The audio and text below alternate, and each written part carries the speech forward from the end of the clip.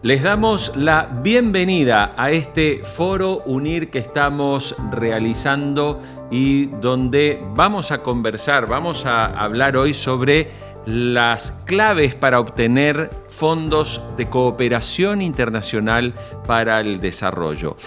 Queremos invitar desde ya a todos los asistentes, casi 4.000 personas se han inscrito en este evento que estamos compartiendo en este momento con muchísima gente de Colombia, muchísima gente también del Perú.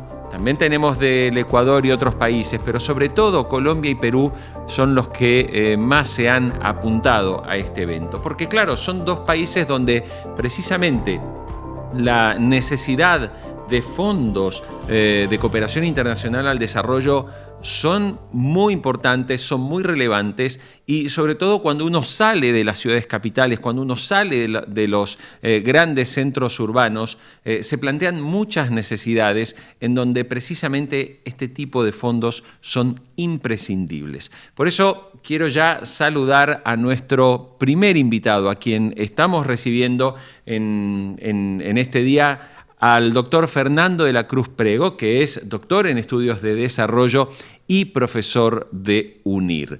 Fernando, bienvenido, muchísimas gracias por estar hoy con nosotros. Muy buenas, Jorge, y gracias a vosotros por brindarnos este espacio de presentación y de discusión.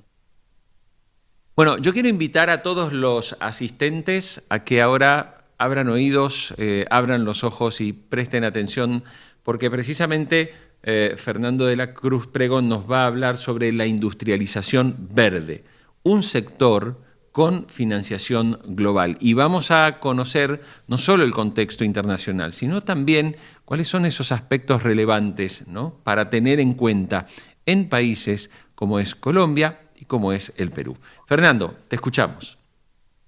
Muchas gracias. Y bueno, efectivamente quiero hablar de esa industrialización verde, ¿no?, como un sector emergente en el sistema de cooperación internacional y, bueno, dar una panorámica, ¿no?, para iniciar, digamos, el debate sobre algunos de los cambios en el sistema de cooperación internacional que están generando, ¿no?, que están generando transformaciones en el sistema y que están generando que determinados sectores como el industrial verde, digamos, estén ganando puntos y otros estén quedándose, digamos, más atrasados, ¿no?, en la financiación y en la aportación de recursos.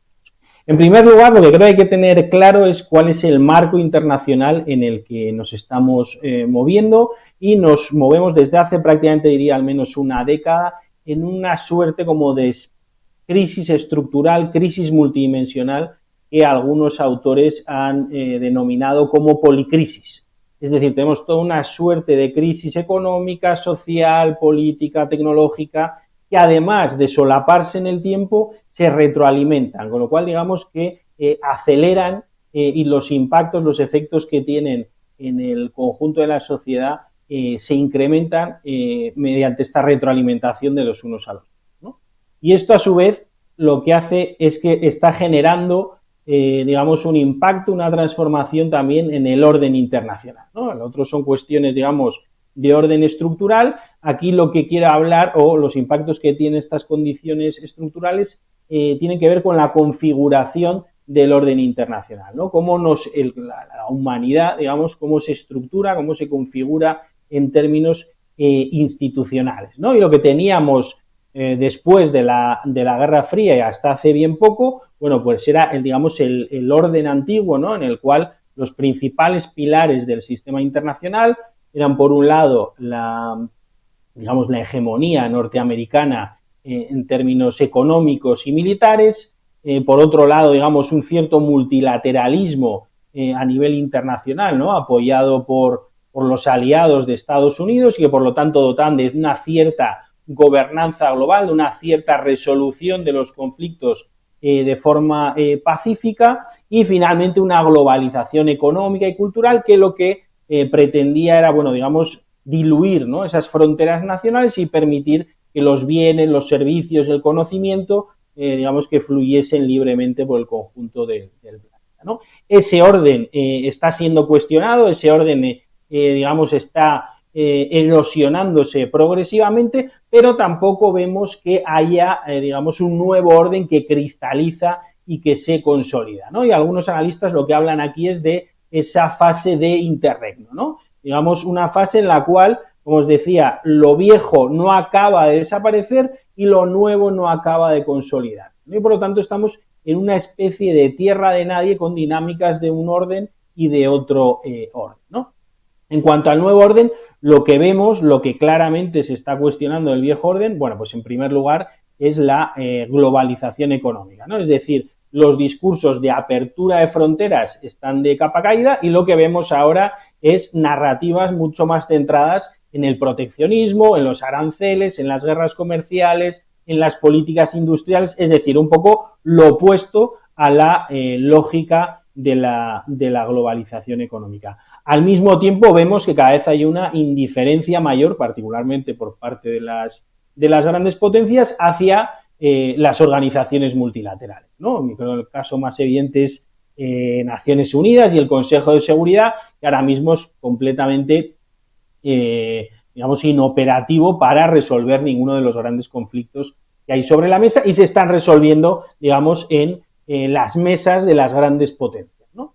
Y finalmente, la hegemonía norteamericana, ¿no? Como decía al principio, Estados Unidos desde final de la Guerra Fría se consolidó como el gran hegemón económico, como el gran hegemón militar, y no había tenido, digamos, ningún tipo de cuestionamiento por otras potencias. Parece que eso está terminando desde diferentes perspectivas, ¿no? Por un lado, parece que Rusia, digamos, ha vuelto, ¿no? Rusia que cuenta con un arsenal nuclear similar al norteamericano, que durante varias décadas estuvo más apagada, ¿no? Después de todo el proceso de transición de la Unión Soviética, pero ha vuelto con fuerza y claramente, bueno, pues el conflicto en Ucrania muestra que Rusia vuelve a plantar cara, digamos, a nivel internacional en términos militares, al menos, ¿no? Y China sería el correlato de esto, pero en términos económico-tecnológicos, ¿no? China que en las últimas 3 décadas ha dado un salto económico, no solo ya en términos de PIB, de producción, de exportaciones, sino también ya ha dado ese salto en términos de valor añadido y de agregar valor tecnológico a su producción, lo cual ahora sí ya supone, digamos, un riesgo o una amenaza para Estados Unidos, ¿no? Y esto lo que estamos viendo es que se materializa en este terreno de juego que podríamos llamar a la cuarta revolución industrial.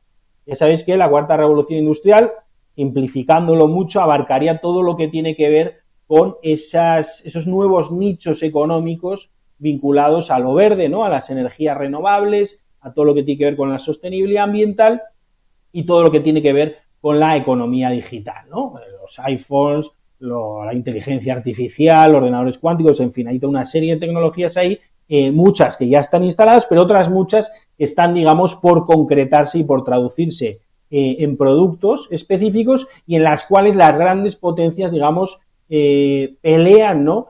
Compiten por ser las que lideren estas tecnologías, ¿no? Y lo que nos encontramos es que esta cuarta revolución industrial, por lo tanto, muy arrastrada por China, lo que está haciendo es lanzar, al menos a las grandes potencias industriales, a todas a diseñar estos nuevos planes de gran alcance industrial en estos dos sectores. Por lo tanto, hay una competencia, digamos, voraz, ¿no? Como digo, por liderar en los grandes nichos verdes y digitales. Y además, ¿cuál es la, digamos, dimensión o la contrapartida de esto en el plano internacional? Bueno, pues que la transición, tanto energética como digital, va a ser, bueno, es, de hecho, muy intensiva en minerales críticos, ¿no? Así como hasta ahora, fundamentalmente, lo que necesitábamos era petróleo y gas para sostener, digamos, todo el entramado industrial.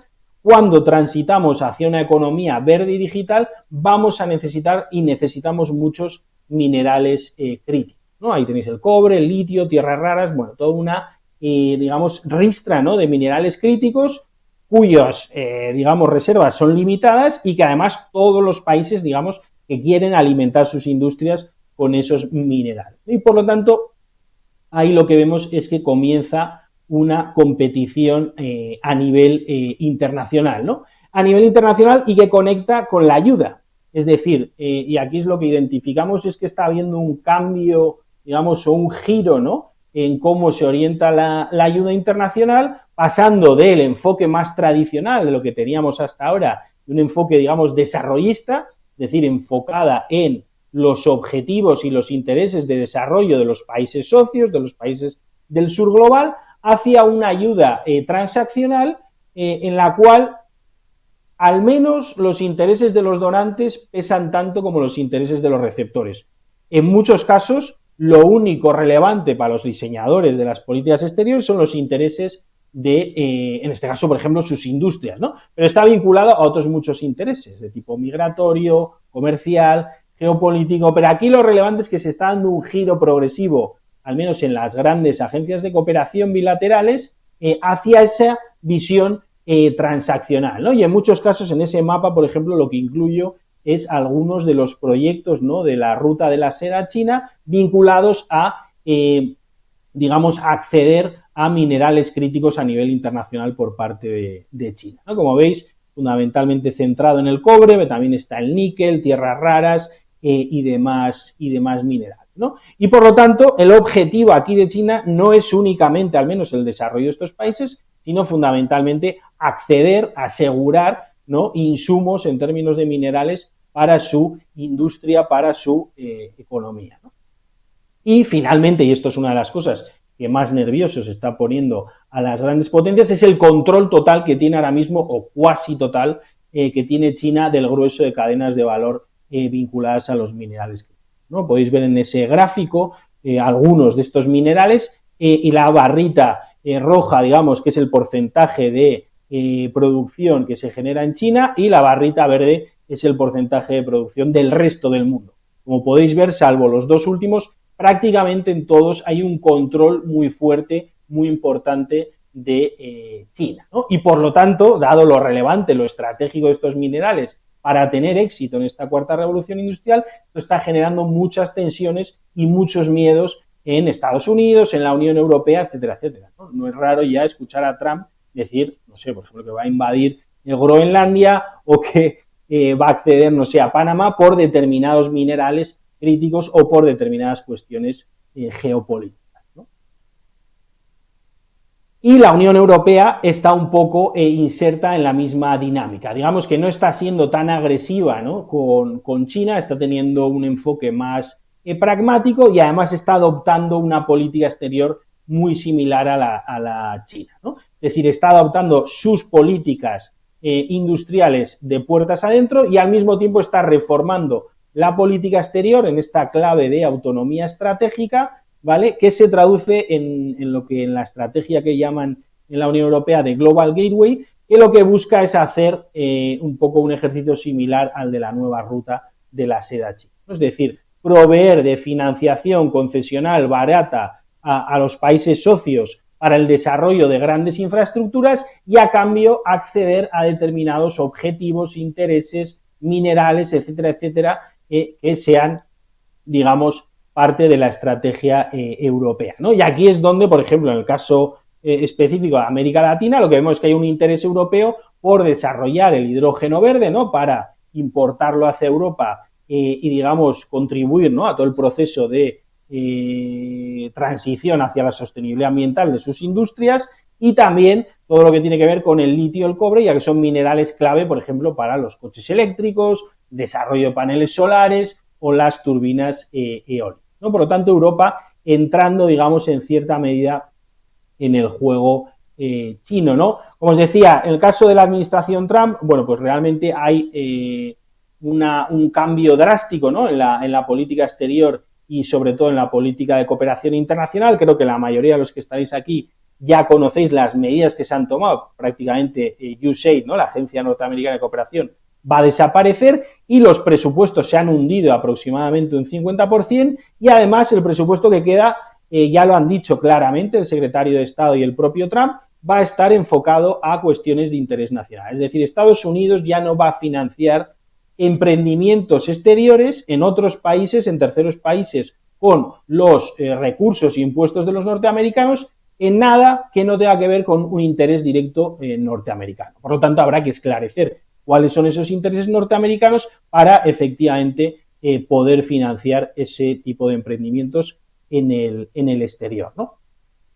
Y ya, digamos, por cerrar un poco este capítulo, ¿cuál es la situación o el panorama para América Latina? ¿No? Pues el panorama para América Latina no es particularmente, digamos, halagüeño, ¿no? Ahí en ese gráfico, en ese mapa, podéis ver dónde están instaladas las principales, digamos, enclaves manufactureros en términos de tecnologías verdes, y como podéis ver, el grueso de ellos se concentran en China, o al menos en la gran mayoría, donde hay una mayor concentración, es en China y en buena parte de Asia. En un segundo lugar tenemos a la Unión Europea, que también ha desarrollado y con todo el Pacto Verde ha impulsado en gran medida toda esta, digamos, industrialización verde. Y en menor medida tenemos a Estados Unidos, que ya sabéis que con Biden, bueno, pues daron un acelerón, ¿no? Con el IRA, con todo este programa de impulso público, pero es cierto que ahora probablemente con Trump, que ya sabéis que es drill, es decir, petróleo y gas, no queremos saber nada de las energías renovables,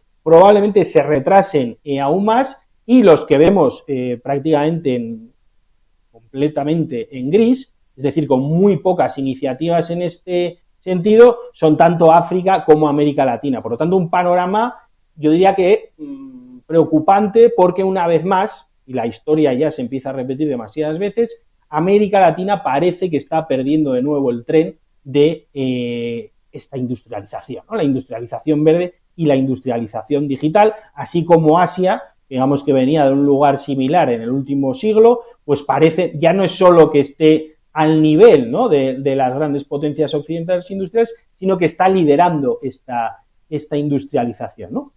Si además a esto le sumamos que América Latina tiene buena parte de esos minerales críticos y que buena parte de estas grandes potencias están visualizando, están identificando a América Latina como un proveedor de materias primas, y el riesgo que esto puede generar en términos de, digamos, revivir nuevas lógicas neocoloniales y mercantilistas que no redunden en el beneficio del grueso de la ciudadanía latinoamericana, ¿no? Creo que este es el gran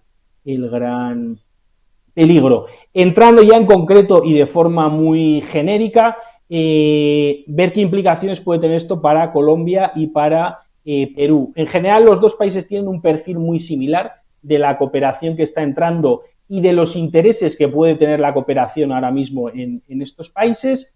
Evidentemente, ambos enfrentan la salida de USAID y, por lo tanto, una reducción sustantiva de fondos en términos generales de cooperación. Esto es más acentuado en el caso colombiano, ¿no?, porque era más intensiva, digamos, la cooperación norteamericana en Colombia.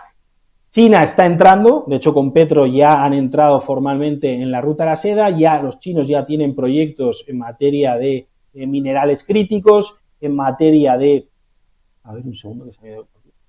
en materia de transporte sostenible, y en general se ve que China, al menos con el gobierno de Petro, va a tener más recorrido que Estados Unidos, ¿no? Por su parte, la Unión Europea pues presenta su típica cartera un poquito más heterogénea, es decir, se tocan más sectores: paz, desarrollo territorial, desarrollo humano, servicios sociales, pero con un sesgo cada vez más marcado hacia todo lo que tiene que ver con hidrógeno verde, movilidad sostenible, bonos verdes y alianza digital, que vincula, digamos, todos los proyectos asociados a cuestiones de economía digital, ¿no?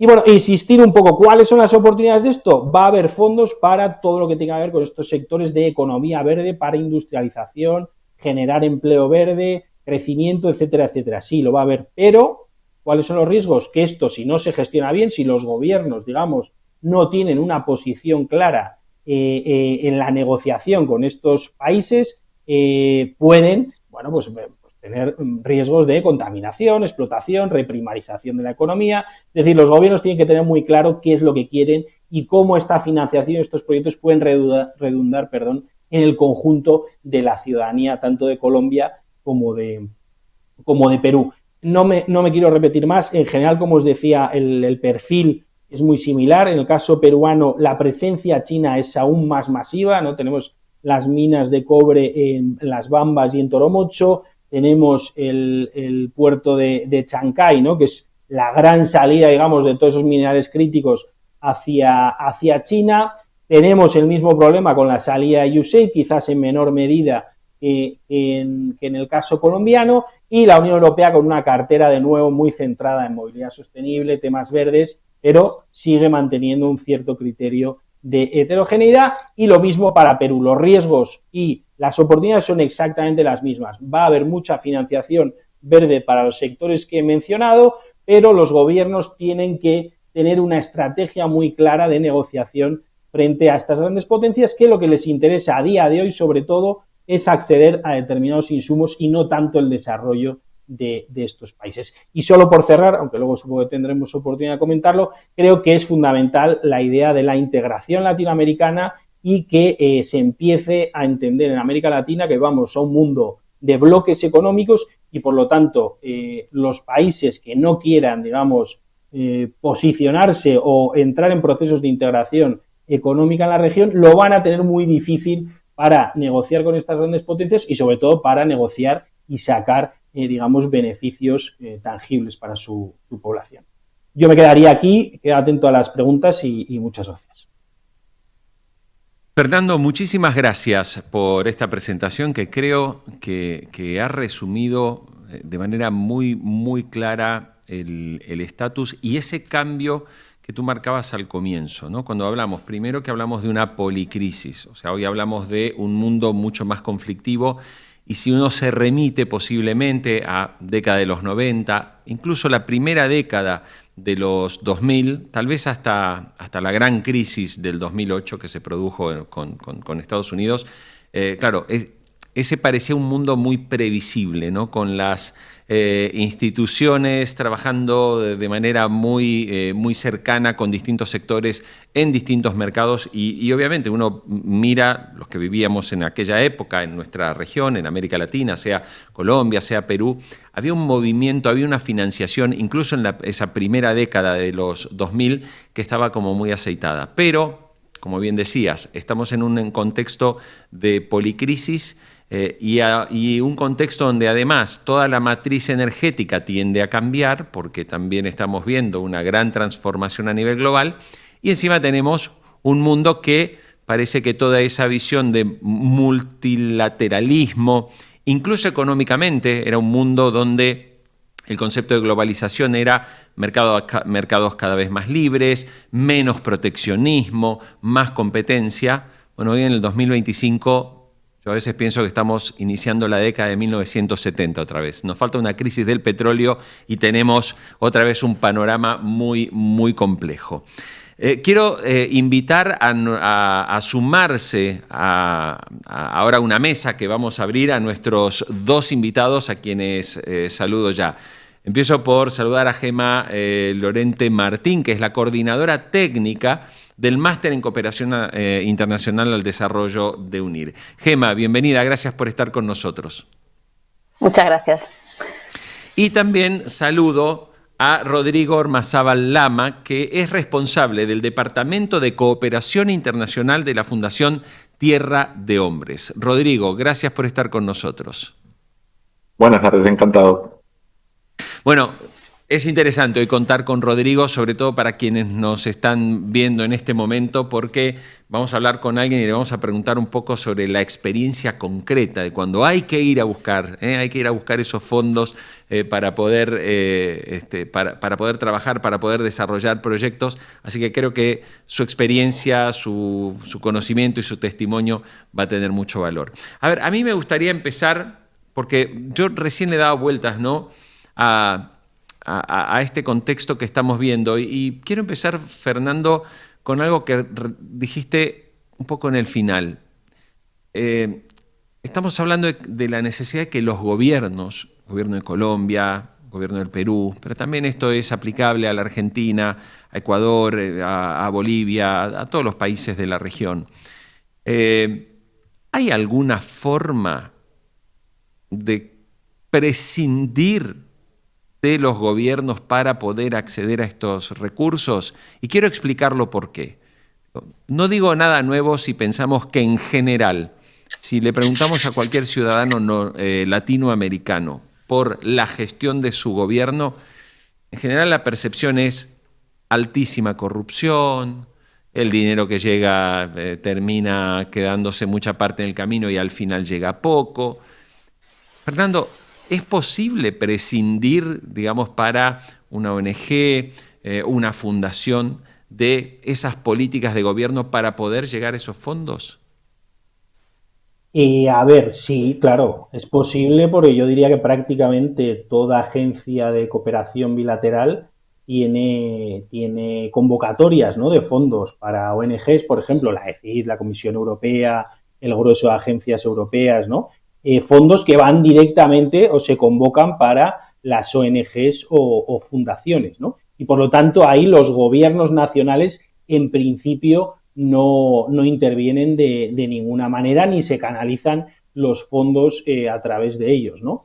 ¿Cuál es el tema? El tema es que cuando hablamos de industrialización verde estamos hablando de grandes proyectos de infraestructura, por lo general, ¿no? Estamos hablando de carreteras, estamos hablando de aeropuertos, estamos hablando de sistemas energéticos, sistemas de saneamiento, y esos son grandes proyectos de infraestructura que necesitan grandes financiaciones, ¿no? Y esas grandes financiaciones generalmente te los da o el sector privado o los gobiernos que se lo prestan el dinero a otros gobiernos, es decir, no se lo van a prestar a una fundación o una ONG, ¿no? Por lo tanto, sí, se puede puentear a los gobiernos, pero para determinado perfil de proyectos, no para los vinculados a lo que comentaba yo de la industrialización verde, claro, que como digo son muy intensivos en capital.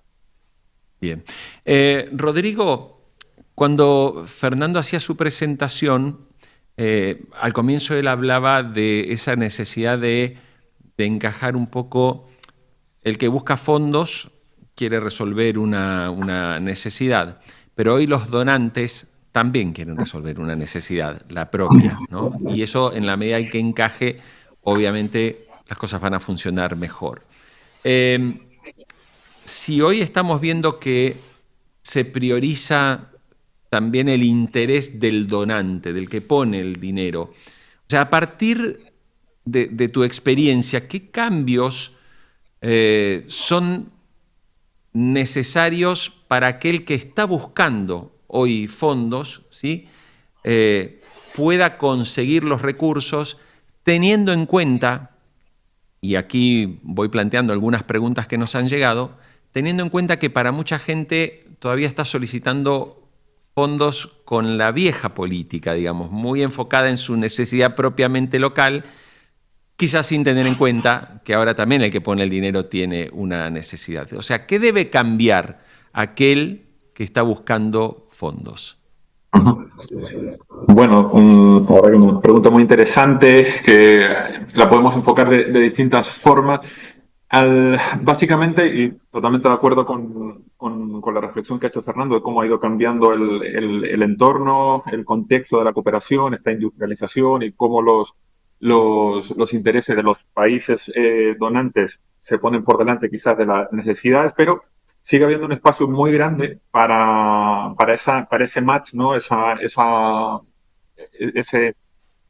enfoque, digamos, en el que la necesidad también de los países receptores pues encaja con estas prioridades. Aquí, quizás el mayor cambio que hemos visto nosotros en los últimos años, porque este mismo desafío nos ha obligado a nosotros a buscar otras formas de llegar a estos financiadores, de diversificar estas fuentes de financiación, ver cómo pasamos de buscar un financiador público puramente a buscar alianzas público-privadas, donde el concepto de la co-creación ha calado muy fuerte, o sea, ahora prácticamente nos exigen en todas las intervenciones, en los proyectos, que demostremos que la solicitud o el proyecto que se ha generado no es algo que nace desde la ONG en este caso o el solicitante, sino que ha sido co-creado con la comunidad, con los actores del país donde se va a ejecutar el fondo, que puede o no participar el gobierno, que eso también da para otra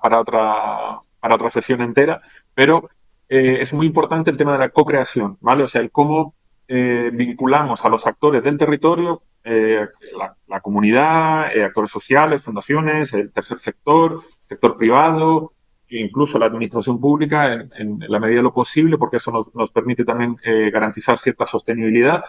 El cómo creamos esa intervención desde la necesidad, ¿no? Y lo vinculamos a esa necesidad o a ese objetivo que nos está poniendo el financiador. Entonces, también, o sea, la profesionalización del sector se ha visto mucho, cada vez nos demandan más proyectos con un nivel de desarrollo técnico muy alto, o sea, en cuanto a análisis de necesidades, en cómo presentamos la justificación de la necesidad que hemos identificado, cómo garantizar la sostenibilidad y muy importante hablar de impacto. Ya no, para un financiador ya no le vale escuchar, pues queremos hacer X, sino que, mira, queremos hacer esto porque el impacto que vamos a generar es esto, ¿vale? Y demostrar también cómo esto se va a mantener en el tiempo. Quizás son los elementos que más han cambiado en el último tiempo, el cómo garantizamos la co-creación, la sostenibilidad y el hablar de impacto real. Eso para empezar. Gemma, me gustaría preguntarte a ti, sobre todo desde el sector, digamos, de la academia, ¿no? ¿Qué capacidades o habilidades son las que deben fortalecerse en aquellos profesionales y en las organizaciones que buscan acceder a la financiación internacional para proyectos sostenibles? Pues a ver, yo creo que al final tenemos que buscar un match, ¿no?, entre lo que son habilidades duras, conocimientos y habilidades blandas, que también son muy importantes, ¿no? En cuanto a conocimientos, obviamente, además yo creo que ha quedado expuesto hoy durante toda la formación, durante toda la sesión de Fernando, ¿no?, y con la exposición también que acaba de hacer Rodrigo. Es importante, ¿no?, cuando hablamos de policrisis, ¿no?, porque al final nosotros cuando trabajamos en cooperación internacional de desarrollo nos encontramos en sistemas, bueno, pues de crisis, sistemas, bueno, donde tenemos que, digamos, desarrollar nuestros proyectos, ¿no? En estas policrisis tenemos que conocer las polinecesidades y convertirlas en polioportunidades, ¿no?, por hacer un poco un juego de palabras con lo que expresaba Fernando con este concepto. Es importante, por un lado, ¿no?, tener un buen conocimiento, ¿no?, y además lo decía Rodrigo, de todo lo que es una gestión de un proyecto. Es una parte muy técnica, es una capacidad que se tiene que desarrollar, porque aparte hacer proyectos, ¿no?, es verdad que se necesita una base teórica de cómo hacer proyectos, pero luego también hay que, bueno, hacer proyectos se aprende haciendo proyectos, ¿no? Y luego también es muy importante conocer los escenarios en los cuales estamos trabajando, ¿no? Hablábamos de un marco internacional, hablábamos de un movimiento de bloques, de tendencias. Tenemos que saber, ¿no?, de dónde venimos hasta la situación actual para formar parte del cambio, ¿no?, entonces de este futuro a través de nuestros proyectos. Conocer bien, por ejemplo, a través de cuál es la situación de América Latina. Hoy, por ejemplo, ¿no?, Fernando pues hablaba de Colombia, hablaba de Perú. En el máster, por ejemplo, tenemos muchísimos alumnos de Latinoamérica. De hecho, el mayor porcentaje, ¿no?, de alumnos son latinoamericanos, muy alto porcentaje. Por tanto, se hace imprescindible conocer los escenarios geopolíticos, se hace necesario conocer la técnica, ¿no?, de gestión de proyectos, y esto mediante habilidades duras para, bueno, como digo, encuadrar, ¿no?, y enmarcar muy bien nuestros proyectos en las necesidades, con esta co-creación de la que hablaba Rodrigo, digamos, más locales, pero también dentro de este escenario global del cual formamos parte, ¿no? Y luego también unas capacidades en cuanto a habilidades blandas: empatía, adaptación al cambio, bueno, pues todas estas que realmente también trabajamos, ¿no?, y que bueno, se pueden desarrollar, y por supuesto desde el aprendizaje, ¿no? Bueno, creo que recién decías algo que es fundamental, sobre todo porque cuando uno ve, digamos, que todas estas políticas, ¿no?, finalmente requieren cada vez de una formación también técnica para poder llevarlas a cabo. No se trata solamente de algo que, hay que decirlo, en nuestra región, en América Latina, muchas veces era, bueno, es que yo conozco a tal que me puede ayudar a, ¿no? O sea, esa que uno llama también esa rosca política que muchas veces era utilizada. Hoy, obviamente, las organizaciones internacionales muy profesionalizadas requieren de que al momento de llegar con una propuesta se tenga esa presentación técnica bien hecha con profesionales que realmente tienen conocimiento. Yo quiero trasladar una pregunta que nos llega a través del chat, ¿no? Jennifer Cabezas, desde Colombia, dice, a ver, ¿qué recomendaciones dan para una organización pequeña para participar por recursos de cooperación internacional frente a estrategias que permitan lograr acceder y ampliar oportunidades y sostenimiento de los procesos comunitarios. Un poco larga el planteo de la pregunta, pero me gustaría planteártelo. A ver, empiezo con Rodrigo, que además trabaja precisamente en esto. Lo que plantea Jennifer.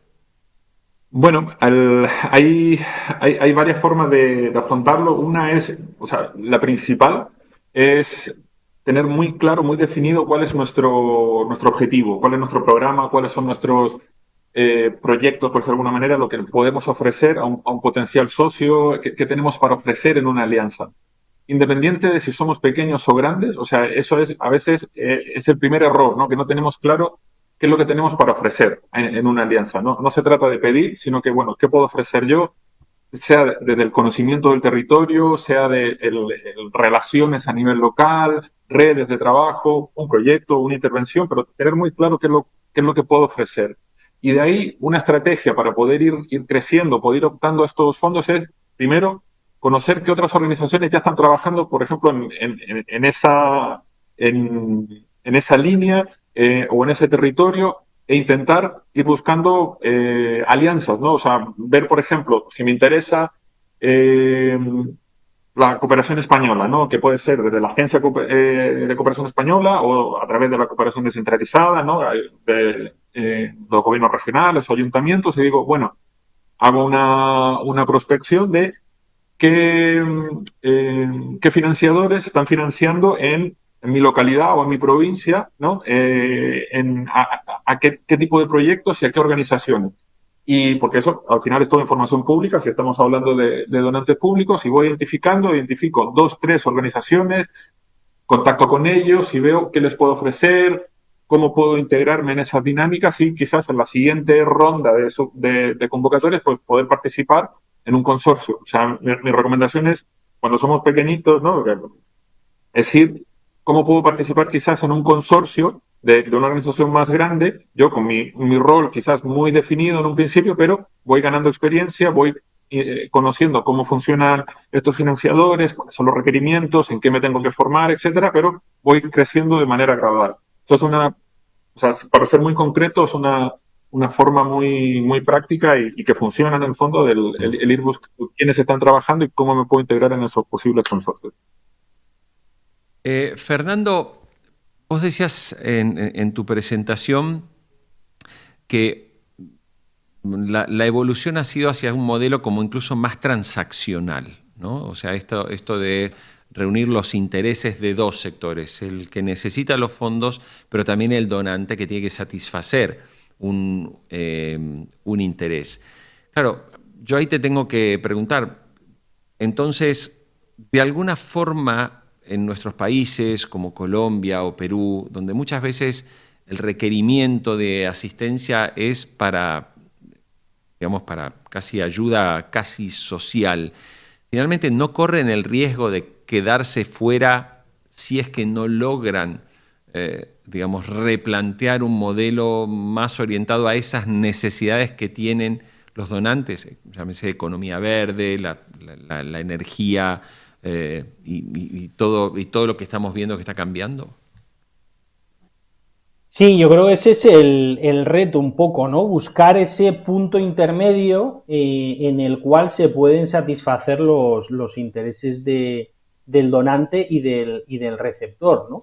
Y bueno, ahí se están haciendo muchos trabajos, hay muchas experiencias, pero evidentemente no es sencillo, ¿no? Es mucho más fácil, digamos, plantear proyectos en los cuales solo se beneficia uno o se beneficia al otro, ¿no? Que digamos, hacer confluir dos tipos de objetivos en una única estrategia, ¿no? Por lo tanto, creo que cada país, cada región, cada sector, cada organización va a tener que buscar un poco su método, ¿no? Su formato en el cual hacer este tipo de planteamientos, digamos, complementarios o satisfactorios para ambas partes sin reducir, porque evidentemente va a haber un proceso de filtrado, ¿no? Es decir, va a haber determinadas organizaciones o determinados proyectos que no van a encajar en este modelo, ¿no? Pero la gran mayoría al menos van a tener que flexibilizarse y van a tener que adaptarse, ¿no?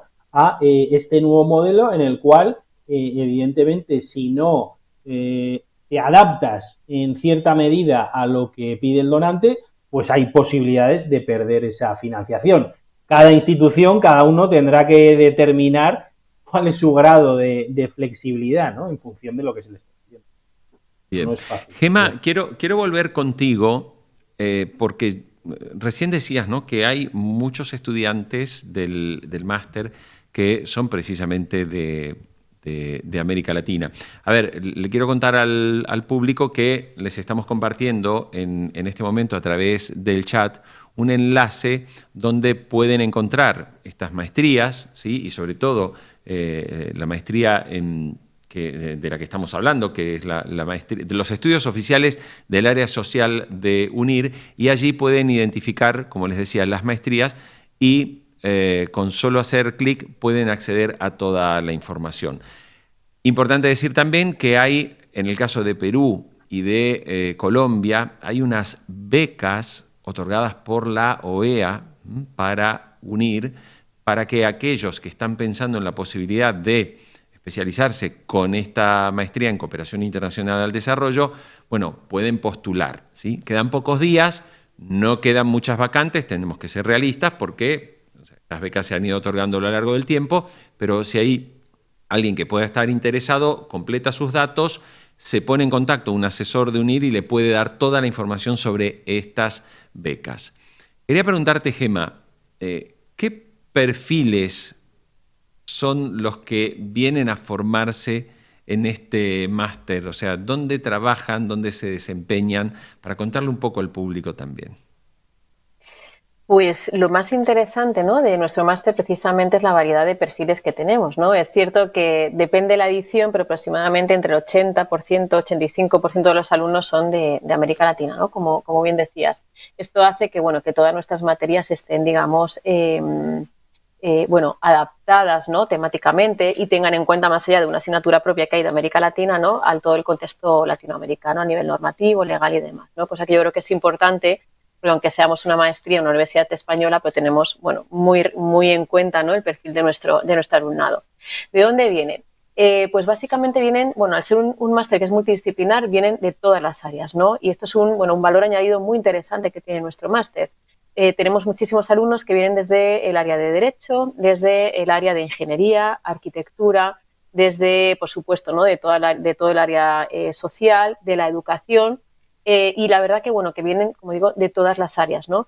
Desde el sector cultural también, ¿no? Digamos que serían como los sectores principales desde los cuales provienen nuestros alumnos. Al final el máster lo que va a hacer va a ser darles como esa estructura, ¿no?, en materia de cooperación desde la cual ellos desarrollarse, ¿no? Pues si alguien está especializado en educación, especializarse en educación para el desarrollo en el ámbito de la cooperación. Si alguien, por ejemplo, pues no sé, tenemos muchos alumnos que vienen desde el ámbito de la cultura, ¿no? Pues el desarrollo a través de la cultura. Es decir, lo que vamos a dar son todos estos instrumentos para que hagan un upgrade de sus conocimientos que ellos ya traen, ¿no?, y los deriven hacia la cooperación internacional de desarrollo y la ayuda humanitaria, ¿no?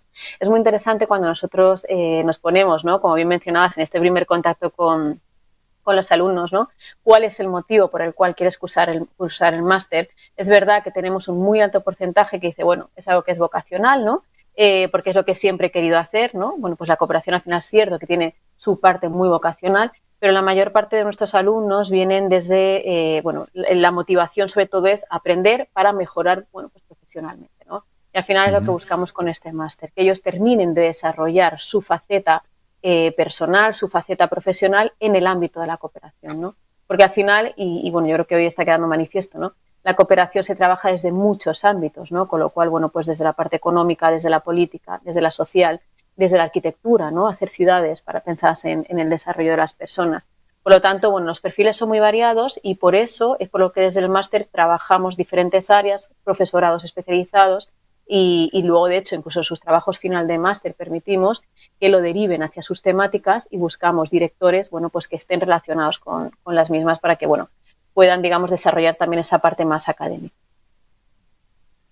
Rodrigo, a ver, como responsable del Departamento de Cooperación Internacional de la Fundación Tierra de Hombres, tienes a mucha gente conectada en este momento y muchas personas trabajan y están pensando y están en este evento viendo a ver qué ideas o qué recomendaciones se les puede hacer a alguien que está buscando fondos. ¿Qué recomendaciones le darías a quienes nos están viendo, incluso a partir de tu propia experiencia en la fundación? Sí, a ver, cuando hablamos de la búsqueda de fondos para cooperación internacional, en este caso, o sea, es muy fácil perderse, ¿no? O sea, uno ve un mar de oportunidades y dice, es que no sé ni por dónde empezar, ¿no? Entonces, por ir, por ir acotando, ¿no? O sea, yo creo que o cómo lo organizamos nosotros para no perdernos en este mar de posibilidades, ¿no? O sea, hay un concepto muy claro, o sea, para nosotros muy básico que como organización, ya sea nosotros o una ONG o una alcaldía en Colombia o quien sea, ¿no? De América Latina, cuando busca fondos, ¿vale? Os vais a encontrar con, por ejemplo, convocatorias de concurrencia competitiva, fondos públicos, privados, pero todos van a tener algo que se llama el criterio de elegibilidad. O sea, ¿qué tengo que cumplir para poder participar? Eso es lo primero, porque nos vamos a encontrar, nosotros a diario tenemos 10, 15, 20 oportunidades sobre la mesa, cada guía 20, 30 páginas que dices que no me da tiempo. O sea, lo primero que vemos es qué criterio tengo que cumplir como organización para poder postular. Si veo que no me puedo postular, ya no pierdo el tiempo. O sea, ya me quito quizás la mitad, ¿no? Porque tengo que estar registrado en España, por ejemplo, si estoy hablando de una ONG, en este caso, por ejemplo, de Perú, ¿no? Digo, es que para este fondo necesito estar registrado legalmente en España. Pues vale, a esta no puedo. O me tengo que conseguir un socio en España. O sea, eso es lo primero, ver qué necesito para poder presentarme. Después ir viendo dentro de esas oportunidades que podamos identificar, o sea, cuáles son los objetivos, o sea, si encajan con con mi estrategia, con mi línea de acción. Súper importante, que la estrategia persiga la financiación, no al revés, ¿vale? O sea, no empecemos a un error muy común es encontrar una posibilidad que creemos que nos puede encajar y tratar de adaptar tanto lo que hacemos nosotros para poder encajar ahí, que al final nos queda algo que no convence ni al financiador, ni es algo que realmente podríamos ejecutar. O sea, hay muchas oportunidades nacionales, internacionales, públicas, privadas. O sea, es dedicar el tiempo para encontrar la correcta para lo que nosotros queremos, ¿vale? No perdernos en tratar de adaptarnos a una que creemos que puede funcionar. Y lo otro, una vez que tenemos identificados estas posibles, súper importante el tema del contacto, o sea, el lobby previo. O sea, es complejo, es difícil, o sea, no digo que imposible, porque así como nos puede tocar la lotería, pues nos puede caer un proyecto a la primera sin que nos conozca el financiador. O sea, es importante ir construyendo esa relación con el posible financiador. Si nos enteramos que hay un financiador y que va a hacer un taller para presentar la convocatoria, tenemos que asistir, darnos a conocer, entablar algún tipo de comunicación. Si sabemos que ese financiador tiene oficina en nuestro país, tratar de conseguir una cita, contarles quiénes somos, eso poco a poco ir construyendo esa relación de confianza con ese financiador, porque si no es difícil que nos aprueben un proyecto así de la nada, ¿no? O sea, hay mucho trabajo también previo del lobby conocimiento y por eso es tan importante el lazo con lo que comentaba Gemma, con las capacidades que tenemos que tener, ¿no? Tanto técnicas como estas habilidades blandas, ¿no? Para poder negociar, presentarnos en distintos contextos, este conocimiento de estas nuevas dinámicas que se están dando para poder identificar muy bien dónde poner ese esfuerzo. Bien. Fernando, un poco ya en estos poquitos minutos que nos quedan,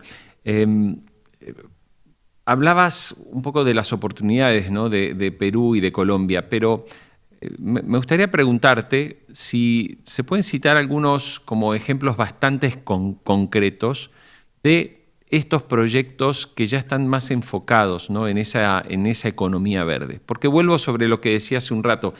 Quizás todavía nos pasa que en algunos lugares de nuestra región los requerimientos siguen siendo como requerimientos como muy elementales, que son necesarios sin lugar a duda, pero el problema está en que, claro, como ha cambiado la manera de financiar los proyectos, claro, muchos se encontrarán con la imposibilidad de conseguir fondos por lo que están buscando los financiadores. ¿Se pueden citar algunos casos que por ahí tengas en la memoria de proyectos que se han financiado? A ver, en proyectos verdes de industrialización verde, todo lo que se financia, como comentaba antes, es vía gobiernos y vía bancos.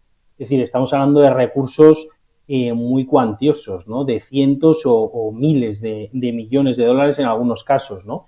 Los ejemplos típicos, por ejemplo, son los chinos, ¿no? Los chinos llevan ya más de una década, digamos, con todo este tipo de enfoque de financiación blanda en industrias verdes, ¿no? Sobre todo en el sector minero. Y ahí, hombre, pues, por ejemplo, todo lo que tiene que ver con el puerto en Perú, con los nuevos puertos, ¿no? Para las exportaciones de minerales, las mineras, pero todo eso por lo general no implica a, digamos, a organizaciones, a ONGs o a fundaciones. Yo conozco, por ejemplo, hay una organización europea, ¿no? Que es una especie de think tank, que está trabajando algunos de los proyectos, por ejemplo, del Global Gateway en materia de hidrógeno verde en países africanos y están viendo cómo hacer, digamos, proyectos más participativos que incorporen a las comunidades, porque si no, al final lo que te quedas es un poco lo que comentaba antes de la cooperación china, ¿no? Una cooperación Estado a Estado muy industrial, muy, digamos, separada del día a día de la ciudadanía y muy desvinculada de las organizaciones sociales, ¿no? Y por lo tanto, por ejemplo, por marcar una diferencia entre la cooperación china y la europea al menos está tratando, dentro de que, digamos, se está enfocando en sectores similares, pero está tratando de hacer ejercicios que permitan incorporar, ¿no? A esas organizaciones de la sociedad civil que de una manera u otra están vinculadas a este tipo de proyectos que en muchos casos tienen impactos medioambientales muy potentes, impactos sociales, vulneraciones de derechos en algunos casos a nivel laboral y por lo tanto hay que hacer una cooperación, ya sea industrial o no industrial, una cooperación inteligente y que cumpla con los estándares mínimos a nivel social y medioambiental, ¿no? Terminando un poco, me gustaría preguntarte, Gemma, retomando, y volvemos a insistir que les estamos compartiendo a través del chat un enlace para que puedan conocer todos los detalles de la maestría en Cooperación Internacional, Desarrollo. Gemma, ¿qué va a conseguir aquel profesional que toma la decisión de especializarse con esta maestría? Pues al final lo que va a conseguir, bueno, pues es una base muy sólida de conocimientos técnicos, como decíamos, en cuanto a lo que es todo el proceso de un proyecto, ¿no? Además, hoy han salido aquí a reducir bastantes, desde lo que es el análisis de situación, conociendo bien cuáles son las situaciones, los análisis, las problemáticas, los marcos normativos de referencia, ¿no? Hasta luego cómo desarrollar todas estas propuestas para conseguir, bueno, pues al final que no solamente, ¿no? Que nos financie nuestro proyecto, sino que el proyecto tenga, bueno, pues una sostenibilidad, un impacto positivo, sobre todo a lo largo del tiempo, ¿no? Vamos a aprender toda la metodología del proyecto. De hecho, ¿no? Aquí hoy tenemos a Rodrigo, pero bueno, Rodrigo también da seminarios de financiación dentro del máster. Es decir, contamos con, bueno, el alumno, ¿no? Va a terminar el máster con una formación muy sólida en gestión de proyectos. Y no solamente eso, también va a terminar con una, formación, ¿no? Pues, muy completa y sobre todo muy transversal, ¿no? En lo que son las diferentes realidades geopolíticas, ¿no? América Latina, África, Asia. Entonces, bueno, esto va a hacer que, bueno, pues que al final construya toda esta base desde la cual luego él puede seguir desarrollándose, ¿no? Además, también no solamente, ¿no? Se va a llevar esta parte teórica, ¿no? Nuestro modelo de trabajo dentro del máster, que es lo que llamamos el modelo 4P, se basa mucho en lo que es la práctica, ¿no? De hecho, vamos a trabajar siempre estudios de caso, vamos a simular ya ese enfrentarse a proyectos, enfrentarse a la realidad, sobre todo al desarrollo de los mismos, ¿no? Y en tercer lugar se va a llevar también algo muy importante, ¿no? Que es el networking. Al final es verdad, y como bien decíamos, ¿no?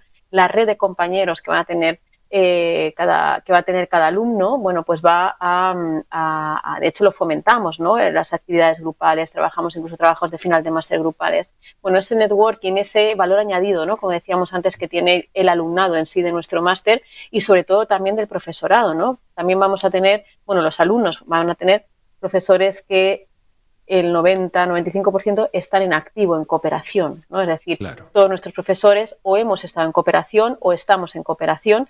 Es decir, tenemos un contacto totalmente real de lo que es la cooperación internacional de desarrollo. Más allá de que le expliquemos teoría, pero todo esto se va a ejemplificar con la realidad, sobre todo que estamos viendo ahora, ¿no? En un momento en el cual, pues realmente está cambiando todo lo que está pasando en internacional, con USAID y demás.